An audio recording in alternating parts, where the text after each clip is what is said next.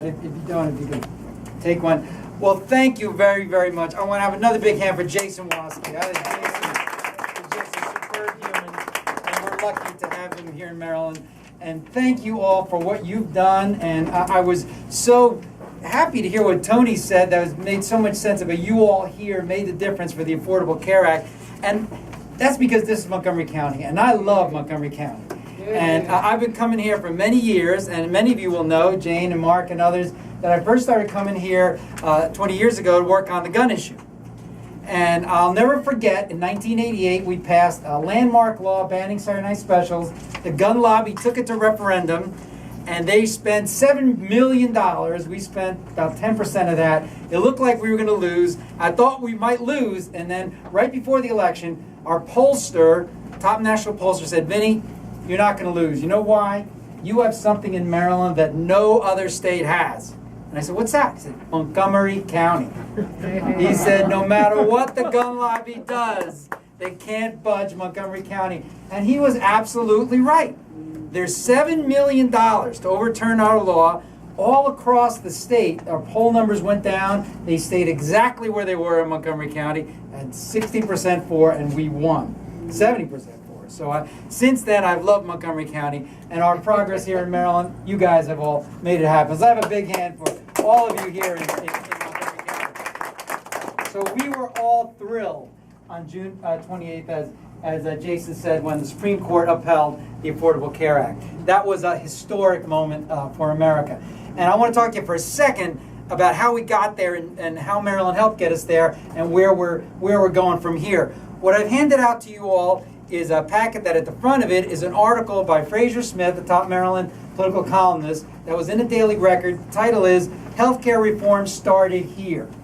And what he talks about is how the Affordable Care Act that President Obama signed into law, a lot of it began right here in Maryland. And you remember in 2005, we had, as you remember then, a Republican governor, whose name I won't mention, but we passed over his veto a historic law requiring large companies like Walmart to provide health care for their employees.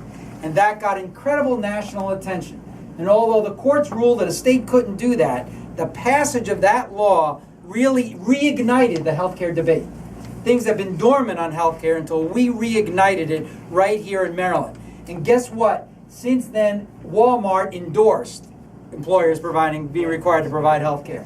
They provide health care for their employees, and what we did in Maryland helped to influence what Massachusetts did a couple of years later and really reignited the debate. And then we got rid of that one governor, and thanks to all of you, elected Martin O'Malley and Anthony Brown. And in 2007, under their leadership, Maryland passed dramatic health care expansion.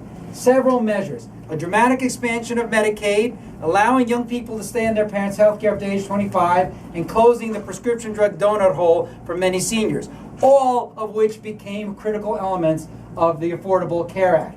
And it started right here in Maryland. But I want to talk to you a little bit for a couple seconds about how what we did happened and how we're going to go forward and build on that. We passed that 2007 health care expansion in Maryland, funded primarily by a $1 increase in Maryland's cigarette tax. And you've heard discussions about that in the past, and I want to show you now what's become my favorite chart in the world. And it's in this packet, and I want you to memorize this chart. And if anybody ever tries to tell you that public health measures don't work, you show them this chart.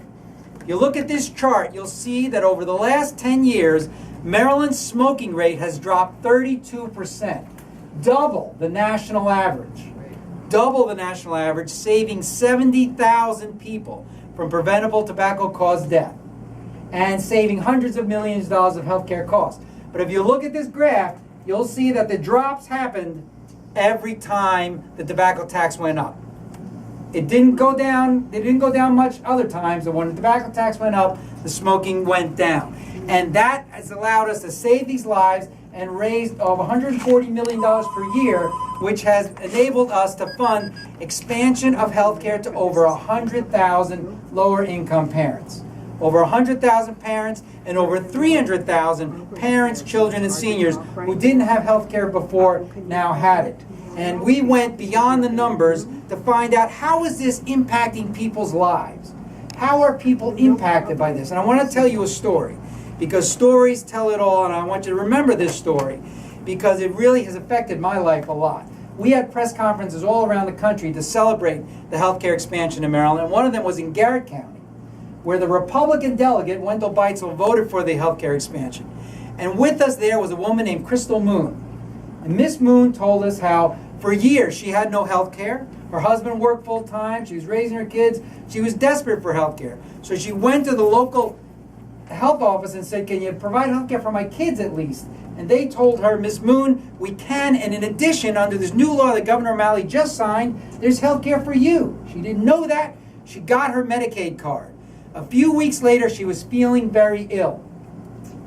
She went to a doctor because she had that Medicaid card. If she didn't have that card, she would have tried to sleep it off, as many uninsured people do. The doctor said to her, thank goodness, Miss Moon, you came to me because you were developing something that would have killed you. And she got treated, and her life was saved because of the Medicaid expansion of 2007. She came to our press conference and she said, the Republican delegate Wendell Beitzel, to all of us, these words, thank you for saving my life. And I'm passing that on to all of you, because that expansion couldn't have happened without the delegates and senators from Montgomery County. You all made it happen. You saved her life and the lives of tens of thousands of others. But when you're talking to some of your friends who say, I don't really care about Miss Moon, who cares about her and her family, this is what you say to them. If Miss Moon had not had that Medicaid card, she would have developed something. She probably wouldn't have died right away. She would have gone to the hospital and run up a huge bill and then died. Could her husband then have paid that bill? No way. Who would have paid it? All of us, through the uncompensated hospital care. $1,000 of your insurance premiums every year go to pay for the health care for the uninsured. So we're helped not only people like Miss Moon, but all of us. We all benefit from this kind of Medicaid expansion, especially when it's paid for by something like tobacco tax increase, which also saved lives. So what we did in Maryland helped to influence the Affordable Care Act. And now, of course, after the Affordable Care Act got signed into law, the next day, Governor O'Malley and Lieutenant Governor Brown were announcing that we in Maryland are going to fully implement that law. We are at the front of the line. Number one, unlike some other states, we are going to do the full Medicaid expansion.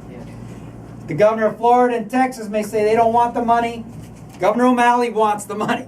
He wants to expand health care to another 300,000 or 400,000 Marylanders.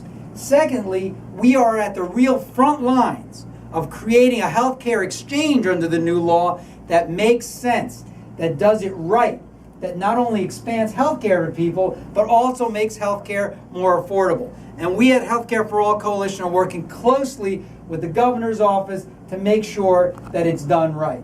So that's happening as we speak, and we're going to do it right in Maryland. And finally, we have worked after the tobacco tax passed to also pass, as Jason said, a new tax on alcohol. And that alcohol tax that passed in 2011 has substantially reduced underage drinking and alcohol abuse, and the money is being used for healthcare expansion and to help people who need it. And tomorrow we're going to do a press conference showing how we're using that money to help home and community-based long-term care for people. It's really been great. Our final big step that we're going to take in the next couple of years is to increase the cigarette tax one more time. We want to go from $2 to $3, and that will save tens of thousands of more people from tobacco-caused deaths and raise $100 million, which will continue to help fund health care in Maryland. So I have an assignment for you, in addition to Jason's assignments. In this packet is a resolution, a document of support. And there are many groups amongst you, including Jane, Suburban Democratic Club, thank you very much, that are part of the over 400 Maryland organizations that have signed this. Whatever organization you belong to, I'm asking you now to take this resolution to them and get it endorsed and get it back to us. So, look, together we are going to continue to lead the way here in Maryland, and we can all be proud of what we're doing. And I want to thank all of you very, very much and say, you know, we're going to make it happen, and I'd love to answer any questions.